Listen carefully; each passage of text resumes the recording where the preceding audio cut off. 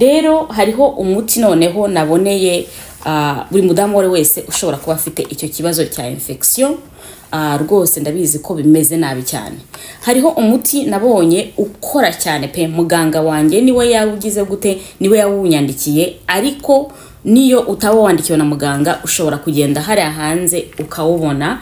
Hano mu imbere hano haba harimo akangaka, aka kantu mebona hano kameze nka kanini, wakabonye, warangiza ukinjiza mu gitsina cyawe ugasunikiramo, rwose mu minota itarenze 10 kaba gatangiye gusadagurikiramo mu gitsina cyawe. Humura ntacyo waba.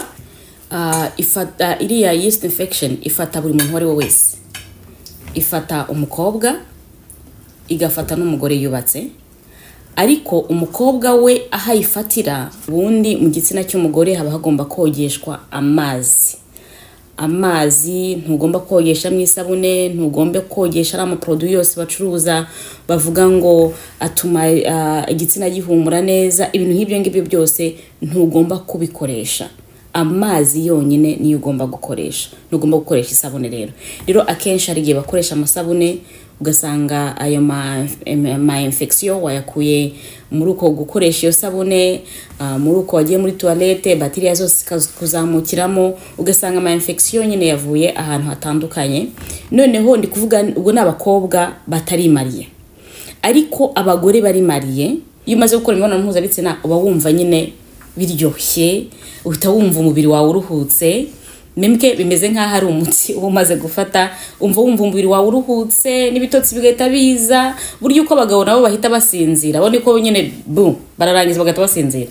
Ariko burya n'abagore nabo iyo umugore nawe arangije, iyo akoze imibonano mpuzabitsina myiza cyane ya yindi, noneho akarangiza bya bindi bavuga byo kurangiza, nawe ararangiza kamera nk'umugabo, nawe akumva isaba mera nk'agahinja, agategumva ashaka kuryama. Rero ibyo bintu by'ubunebwe no kubyivanamo, byo kumva yuko umaze gukora imibonano mpuzabitsina yari iryoshye cyane, hanyuma uhise wiryamira. Oya, neza murakaza neza muryango muhire, murakaza neza.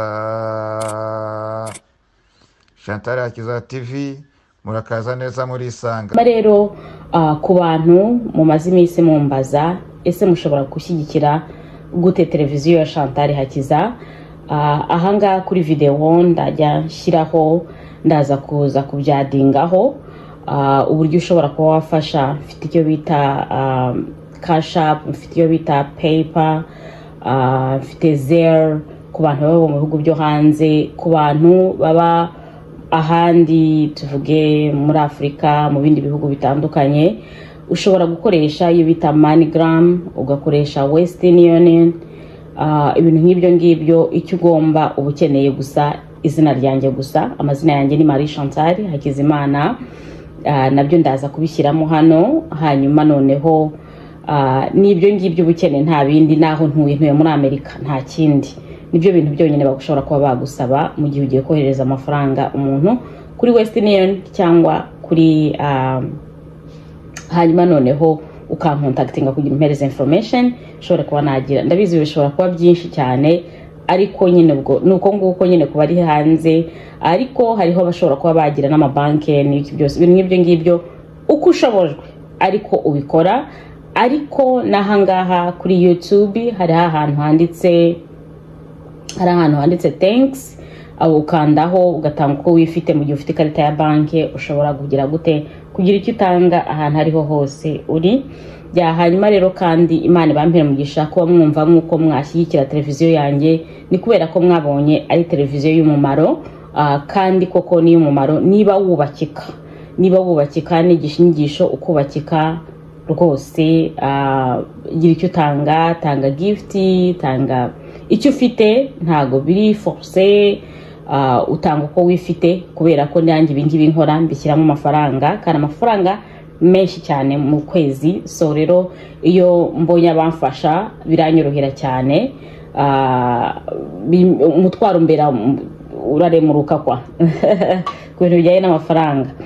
So rero ngayo nguko, ubwo ndaza kubishyira hano kuri ntuze kuri video biraza kuguma bidefiraho biraba bihari. Ushaka kugira icyo agomba gufasha, televiziyo ya Chantal Hakiza rwose welcome. Urabura umugisha udasanzwe kubona ubufasha buturutse wawe. Hello, amakuru yanyu murakomeye?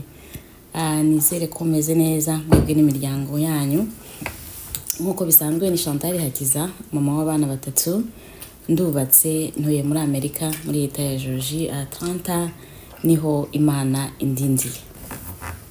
Hanyuma rero hariho abantu bamaze iminsi mbibona muri commentaire, mbona muri message banyandikira, numvishe rwose binkozeho ndavuga ati byanze bikunze ngomba kubakorera video mbibabwiraho. Ubu ngubu ndi hano kuri TikTok, ariko iyi video nayo iraza no kujya kuri YouTube. So ndagerageza kugira ngo ibyo ndi buvuge byose hano kuri TikTok byose bizaje kuri YouTube. Ubwo ngubwo rero hariho abantu batandukanye, abadamu benshi batandukanye, abakobwa benshi bambwiye ko bafite kino kibazo kibangamiye igitsina gore icyo ari cyo cyose. Noneho byongeyeho ku bagore bubatse, imibonano mpuzabitsina ntabwo ikigenda neza kubera icyo kintu.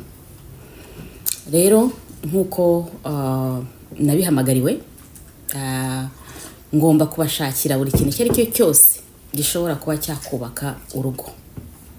Namwe bakobwa muri kwitegura kurushinga mukazarugeramo rwose mumeze neza. Hanyuma rero ikintu ngiye kuvuga ni ikintu cyerekeye ari ya ma infection y'umwanda iyo bita yeast infection. Iriya yeast infection ifata buri muntu wari wese. Ifata umukobwa, igafata n'umugore yubatse, ariko umukobwa we ahayifatira ni hahandi muri za toilette tugenda kujyamo. Abakobwa babandi bajya muri toilette, ukagenda muri toilette ugasanga harimo umwanda, uzira bacteria zose zikakuzamukiramo. Cyangwa ukaba wakoresha intuze isabune utagomba gukoresha, memke hakaba hari akanda gatoya kagiye mu gitsina cyawe. Ubwo rero narindi kubabwira yuko mu gitsina cy'umukobwa cyangwa umugore ari ahantu horoshye cyane, akana kariko kose k'umwanda kagiyemo gahita kazana ikindi kibazo. Ubundi mu gitsina cy'umugore haba hagomba kogeshwa amazi, ntugomba kogesha mu isabune, ntugomba kogesha ama produit yose bacuruza bavuga ngo atuma igitsina gihumura neza. Ibintu nk'ibyo ngibyo byose ntugomba kubikoresha. Amazi yonyine niyo ugomba gukoresha, ntugomba gukoresha isabune. Rero akenshi ari gihe bakoresha amasabune, ugasanga ayo ma infection wayakuye muri uko gukoresha iyo sabune, muri uko wagiye muri toilette, bacteria zose kuzamukiramo, ugasanga ma infection nyine yavuye ahantu hatandukanye.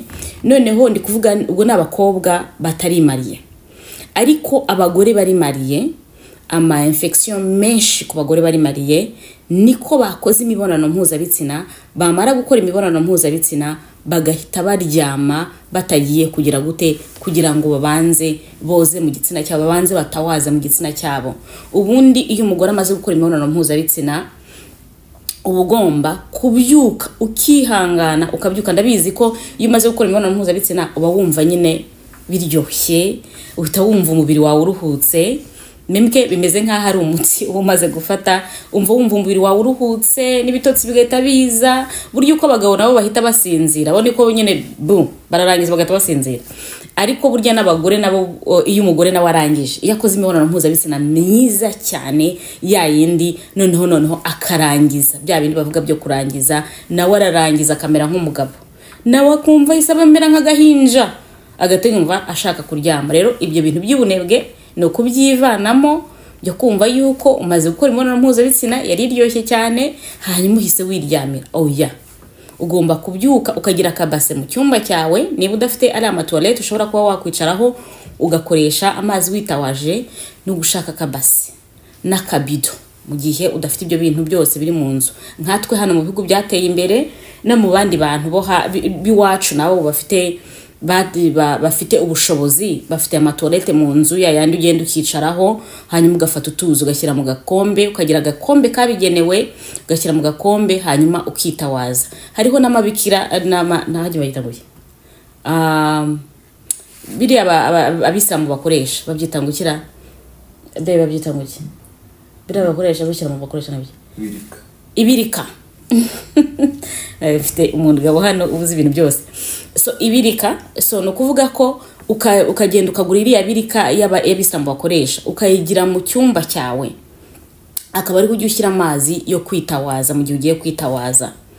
Niba noneho ufite akabase muri ntuze ukaba ufite akabase mu cyumba, niba udafite iyo toilette imeze gutyo, ukaba ufite akabase mu cyumba, ukajya ushyiramo utuzi amazi, noneho warangiza ukitawaza ari amazi yashyize mu ibase ukayamena kubera ko yamaze kuba umwanda.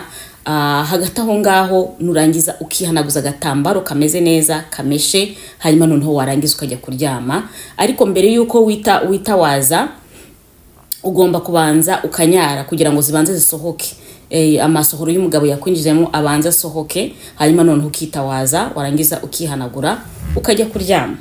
Rero hariho umuti noneho naboneye buri mudamu wese ushobora kuba afite icyo kibazo cya infection. Rwose ndabizi ko bimeze nabi cyane. Hariho umuti nabonye ukora cyane pe, muganga wanjye niwe yawugize gute, niwe yawunyandikiye, ariko niyo utawandikiwe na muganga ushobora kugenda hari hanze ukawubona. Nahangaha kuri TikTok, ahangaha hariho linki, shizeho linki ukandeho, naho ushobora kuba wawuguramo, cyangwa ukajya muri pharmacy wawugura. Ariko hano kuri TikTok shop yanjye na YouTube, abantu bari buze kureba iyi video kuri YouTube, naho ndaza gushyiraho linki ushobore kuba wanayigura, bagashobora ko bagira gute bayikuzana mu rugi wawe. Dore nguyu nguyu muti, abantu mushobora gufata screenshot. Icyo ukora ni iki, urabona yuko hariho agatibe hano, noneho ariko hano urabona ko hariho akantu kameze nka seleng. Harimo uwo muti uburi mu gapaki, tugere vuba kubera ko ibintu turi kutujyana, ushobora kuba navuze byinshi turi kutujyana. Hano mu imbere hano haba harimo akangaka, aka kantu mubona hano kameze nka kanini, wakabonye kaba karimo hano. Warangiza ukagashyiramo hano muri iyi ntuze seleng, ukagira gutya, warangiza ukagashyira hano, warangiza ukinjiza mu gitsina cyawe ugasunikiramo. Rwose mu minota itarenze 10 kaba gatangiye gusadagurikiramo mu gitsina cyawe, humura ntacyo waba. Hanyuma ubwo ngubwo uhita ushonga. Mugabo wanjye bari kunyigisha Ikinyarwanda, umuti ushongeramo, bari kunyigisha Ikinyarwanda. Ikinyarwanda gisagaye cyarangoye, that's not good. So umuti ushongeramo, hanyuma noneho hariya mu myeyo ukajya usigamo kano gatibe.